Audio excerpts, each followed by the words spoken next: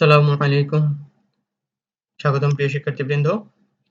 আশা করি সবাই ভালো আছো। আজকে আমি নবম-দশম শ্রেণীর রসায়ন বিষয়ের ৮ম অধ্যায় থেকে তড়িৎ বিশ্লেষণের ব্যবহার নিয়ে আলোচনা করব। তড়িৎ বিশ্লেষণের ব্যবহার। তড়িৎ বিশ্লেষণ আমরা জানি বর্তমানে পৃথিবীতে শিল্প কারখানার ব্যাপক প্রসার ঘটেছে। আর শিল্প জগতে তড়িৎ বিশ্লেষণের ব্যবহার অনেক হয়ে থাকে। অর্থাৎ শিল্প জগতে আমাদের তড়িৎ বিশ্লেষণের ভূমিকা বলতে যাই এটা শেষ করা যাবে না। অনেক মূল্যবান যৌগের উৎপাদনে, আকরিক থেকে ধাতু নিষ্কাশনে, অবিশুদ্ধ ধাতুকে বিশুদ্ধ ধাতুতে পরিণত করতে, যে সকল ধাতু সহজ ক্ষয়প্রাপ্ত তাদের ক্ষয় থেকে রক্ষা করতে, লোহার উপর মরিচা পড়া থেকে এক ধাতুর উপর অন্য ধাতুর প্রলেপ দিতে তড়িৎ বিশ্লেষণের পদ্ধতি ব্যবহার করা হয়। আর তড়িৎ বিশ্লেষণ করতে তড়িৎ বিশ্লেষণ কোষ ব্যবহার করা হয়। আমরা এর কিছু ব্যবহার এখানে আলোচনা করব বা বিশ্লেষণ করব। তাহলে আমরা দেখলাম যেখানে তড়িৎ বিশ্লেষণের প্রচুর ব্যবহার হয়ে থাকে। একটা কম আ যেটা মূল্যবান ধাতু সেটাকে আমরা মূল্যবান ধাতুতে রূপান্তরিত করতে পারি এই তড়িৎ বিশ্লেষণের মাধ্যমে। আবার একটি ধাতু সহজে ক্ষয়প্রাপ্ত হয়ে যায় সেটাকে আমরা সহজে এই তড়িৎ বিশ্লেষণের মাধ্যমে ক্ষয়প্রাপ্ত হওয়া থেকে রক্ষা করতে পারি। আবার একটা ধাতু অবিশুদ্ধ তাকে বিশুদ্ধ ধাতুতে আমরা রূপান্তর করতে পারি। তো দেখা যাচ্ছে প্রচুর ব্যবহার হচ্ছে তড়িৎ বিশ্লেষণের। আর এই বিশ্লেষণে এখানে কয়েকটি তড়িৎ বিশ্লেষণের আমরা কিছু ব্যবহারের ব্যাখ্যা বা বিশ্লেষণ আলোচনা করব। প্রথমে আমরা ধাতু নিষ্কাশন বিষয়ে একটু আলোচনা করি যে আমরা জানি সাধারণত ক্ষার ধাতু, মৃৎ ধাতু, অ্যালুমিনিয়াম ধাতু সব প্রকৃতির যে বিভিন্ন সক্রিয় ধাতু সমূহ আছে তাদের তড়িৎ বিশ্লেষণ পদ্ধতিতে নিষ্কাশন করা হয়। সাধারণত এই সকল ধাতুর যৌগের তরল বা দ্রবণের তড়িৎদ্বার ব্যবহার করে বিদ্যুৎ প্রবাহ চালনার মাধ্যমে ক্যাথোডে ধাতু উৎপন্ন করা হয়। অর্থাৎ তাহলে এখানে ধাতুটা কোথায় উৎপন্ন করা হয়? ক্যাথোডে উৎপন্ন করা হয়। যেমন গোল্ডিতে সোডিয়াম ক্লোরাইডের বেলায় আমরা যদি তড়িৎ বিশ্লেষণের সময় ক্যাথোডে ধাতব সোডিয়াম পাওয়া যায় এবং অ্যানোডে ক্লোরিন গ্যাস পাওয়া যায়, যেটি আমরা দেখেছিলাম সোডিয়াম ক্লোরাইড যেটা আমরা এখানে তড়িৎ বিশ্লেষণ করে সোডিয়ামটা পাওয়া যাচ্ছে কোথায়? তো ক্যাথোডের মধ্যে আর অ্যানোডে পাওয়া যাচ্ছে ক্লোরিন গ্যাস। তাহলে আমরা দেখলাম এখানে ধাতুটা নিষ্কাশন করে নিয়ে আসতে পারি আমরা তড়িৎ বিশ্লেষণের মাধ্যমে।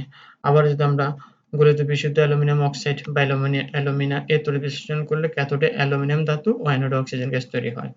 অর্থাৎ অ্যালুমিনিয়াম অক্সাইডটা এভাবে আয়নিত হয়, অ্যালুমিনিয়াম অক্সাইড আয়ন তৈরি হয়।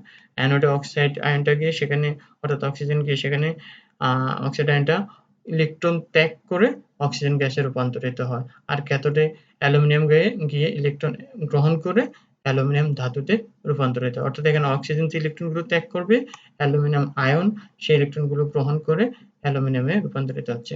অর্থাৎ অক্সাইড আয়ন ইলেকট্রন ত্যাগ করছে আর অ্যালুমিনিয়াম আয়ন ইলেকট্রন গ্রহণ করছে।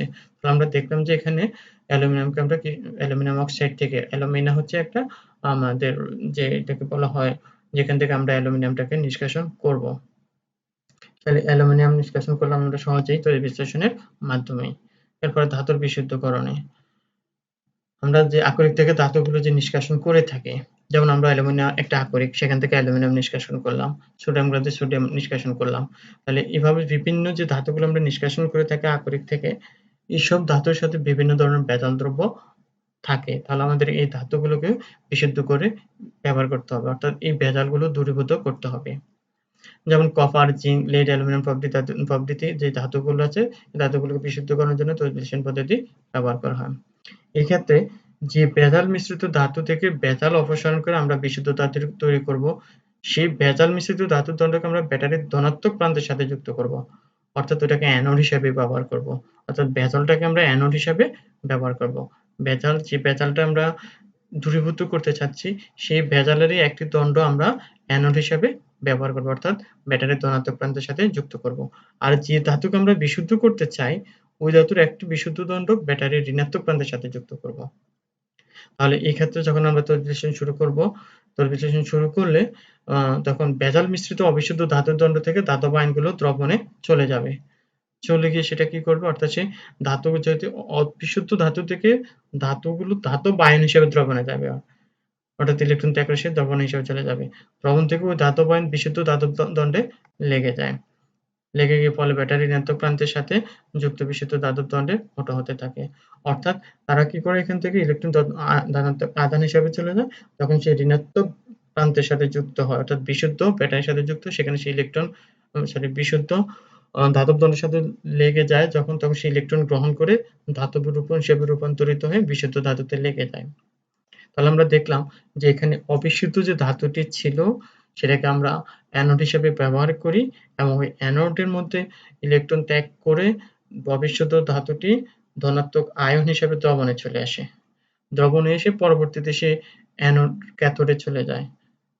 ক্যাথোড অর্থাৎ যে বিশুদ্ধ ধাতব দণ্ডটি ছিল, কারণ আমরা জানি বিশুদ্ধ ধাতব দণ্ডটি ঋণাত্মক প্রান্তের সাথে যুক্ত থাকে ব্যাটারির ঋণাত্মক প্রান্তের সাথে, আর তখন ওই ঋণাত্মক প্রান্তের সাথে যুক্ত হয়ে অর্থাৎ ঋণাত্মক প্রান্ত থেকে ইলেকট্রন গ্রহণ করে দ্রবণে বিদ্যমান যে আয়নটি সেটি ইলেকট্রন গ্রহণ করে বিশুদ্ধ ধাতব দণ্ডের উপরে জমা হয়ে যায়। অর্থাৎ এভাবেই বিশুদ্ধ ধাতব দণ্ডটি আস্তে আস্তে মোটা হতে থাকে আর অবিশুদ্ধ ধাতব দণ্ডটি ক্ষয় হতে থাকে। আর এভাবেই আমরা কি করতে পারি, বিশুদ্ধ ধাতব দণ্ডগুলোকে আস্তে আস্তে আলাদা করে নিতে পারি। তাহলে আমরা দেখলাম কিভাবে ব্যাসাল্ট থেকে আমরা বিশুদ্ধ ধাতুগুলো তড়িৎ বিশ্লেষণ প্রক্রিয়ায় আলাদা করে বিশুদ্ধ করতে পারি। অর্থাৎ তাহলে দেখা যাচ্ছে কোনো একটা অবিশুদ্ধ ধাতুকে বিশুদ্ধ ধাতুতে রূপান্তর করার জন্য তড়িৎ বিশ্লেষণ খুবই একটি গুরুত্বপূর্ণ পদ্ধতি। আর ইলেকট্রোপ্লেটিং বা তড়িৎ প্রলেপন। ইলেকট্রোপ্লেটিং বা তড়িৎ প্রলেপন হচ্ছে তড়িৎ বিশ্লেষণের মাধ্যমে একটি ধাতুর উপর অন্য একটি ধাতুর প্রলেপ দেওয়াকেই বলা হয় ইলেকট্রোপ্লেটিং। অর্থাৎ এখানে একটি ধাতুর উপর অন্য একটি ধাতুর আমরা প্রলেপ দেব। এখন কেন দিব? এর কারণ হচ্ছে কোন একটা অনুজ্জ্বল ধাতু, এখন আমরা তার উজ্জ্বলতা বৃদ্ধি করতে চাচ্ছি। তাহলে তার উজ্জ্বলতা বৃদ্ধি করার জন্যই কিন্তু আমরা একটি অনুজ্জ্বল ধাতুর উপরে উজ্জ্বল ধাতুর প্রলেপ দিতে পারি। আবার কোন একটি ধাতু ক্ষয়প্রাপ্ত হচ্ছে, তাহলে এই ধাতুটাকে ক্ষয় থেকে রোধ করার জন্য আমরা এমন কিছু যারা বাতাসের সংশ্লিষ্ট কম বিক্রিয়া করে, অর্থাৎ অনেকটা নিষ্ক্রিয় ধাতুর মতো আচরণ করে, ওই ধরনের ধাতু যদি তার উপর প্রলেপ দিতে পারি, তাহলে যে ধাতুটি ক্ষয়প্রাপ্ত হয়ে যায় সেটা ক্ষয়প্রাপ্ত হওয়া থেকে রক্ষা পাবে। তাহলে এভাবে দেখা যাচ্ছে কি আমরা ইলেকট্রোপ্লেটিং প্রক্রিয়ায় অর্থাৎ তড়িৎ বিশ্লেষণের মাধ্যমে ইলেকট্রোপ্লেটিং প্রক্রিয়া ব্যবহার করতে পারি। আর ইলেকট্রোপ্লেটিং প্রক্রিয়ার মাধ্যমে আমরা অনেকগুলো কম ধাতুকে অর্থাৎ কম মূল্যবান ধাতুকে অধিক মূল্যবান ধাতুতে রূপান্তর করতে পারি, অথবা কম উজ্জ্বল ধাতুকে অধিক উজ্জ্বল ধাতুতে রূপান্তর করতে পারি, অথবা যে ধাতুটি সহজে ক্ষয়প্রাপ্ত হয়ে যায় তাকে ক্ষয় হওয়া থেকে রক্ষা করতে পারি। যেমন আমরা যদি এখানে যে লোহার কথা চিন্তা করি, লোহা জানি আমরা জানি জলীয় বাষ্প এবং বায়ুর সংস্পর্শে আসলেই কি হয়, মরিচা ধরে যায়, অর্থাৎ সে ক্ষয়প্রাপ্ত হয়। আর যদি আমরা লোহার উপরে নিকেল, ক্রোমিয়াম বা সিলভার ধাতুর প্রলেপ দিতে পারি, তাহলে লোহা তখন ওই বায়ুর সংস্পর্শে আর আসতে পারে না, তখন লোহার উপরে মরিচা পড়ে না এবং লোহা ক্ষয়প্রাপ্ত হয় না। তাহলে এভাবে আমরা কি করতে পারি, লোহা তৈরি কোনো জিনিসের উপর নিকেল, ক্রোমিয়াম, সিলভার ধাতুর প্রলেপ দিয়ে লোহাকে ক্ষয়প্রাপ্ত হওয়া থেকে রক্ষা করতে পারি। এখানে আমরা এখন লোহার তৈরি কোনো জিনিসের উপর প্রলেপ দেওয়ার কৌশল নিয়ে আলোচনা করব, কিভাবে আমরা একটা লোহার উপরে কোনো একটা কম সক্রিয় ধাতুর প্রলেপ দিতে পারি। এখানে আমরা একটা সিলভার চামচের উপরে সিলভারের একটা চামচ নিলাম, সিলভার পাত এবং চামচ নিলাম, যেটাকে অর্থাৎ লোহার তৈরি জিনিস যেমন চামচ, এটাকে আমরা লোহার তৈরি একটা চামচ নিলাম, নিয়ে এটাকে আমরা কি করব, ক্যাথোড হিসাবে ব্যবহার করব, অর্থাৎ ব্যাটারির ঋণাত্মক প্রান্তের সাথে আমরা এটাকে যুক্ত করব। তাহলে আমরা যে লোহার তৈরি যে চামচটি সেটাকে আমরা ক্যাথোড হিসাবে ব্যবহার করছি। আর আমরা এখন মনে করি এই লোহার চামচটির উপরে সিলভারের প্রলেপ দেব। তাহলে সেক্ষেত্রে আমরা একটি সিলভারের পাত বা দণ্ডকে ব্যাটারির ধনাত্মক প্রান্তের সাথে যুক্ত হবে, অর্থাৎ সিলভারের পাতটি অ্যানোড হিসাবে কাজ করবে। তাহলে এখন যদি আমরা তড়িৎ প্রবাহিত করি তাহলে কি হবে, এখানে সিলভার আয়ন দ্রবণে চলে যাবে। এখানে সিলভার পাত থেকে আস্তে আস্তে সিলভার গুলো ইলেকট্রন ত্যাগ করে সিলভার আয়ন রূপে দ্রবণে চলে যাবে।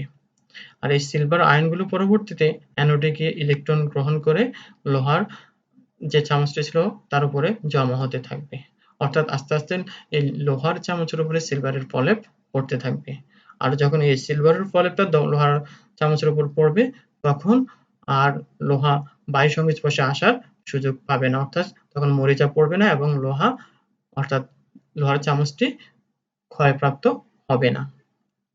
তাহলে দেখলাম আমরা এখানে যে সিলভার দ্রবণের যে দ্রবণটা আমরা ইউজ করছি, অর্থাৎ এখানে কিন্তু আমরা সিলভার নাইট্রেটের দ্রবণ নিচ্ছি। আমরা এই যে কোষ বা পাত্রটির মধ্যে আমরা সিলভার নাইট্রেটের দ্রবণ নিচ্ছি, তারপর আমরা সিলভারের একটি পাত অ্যানোড হিসেবে ব্যবহার করছি, আর এখানে চামচটি অর্থাৎ লোহার চামচটিকে আমরা ক্যাথোড হিসেবে ব্যবহার করছি। তাহলে এখানে সেক্ষেত্রে বিক্রিয়াটি হবে নিম্নরূপ। আমরা এখানে যদি বিক্রিয়াগুলো দেখি, দ্রবণে সিলভার নাইট্রেটের বিয়োজনটি হবে সিলভার নাইট্রেট বিয়োজিত হয় সিলভার আয়ন এবং নাইট্রেট আয়নে রূপান্তরিত হয়।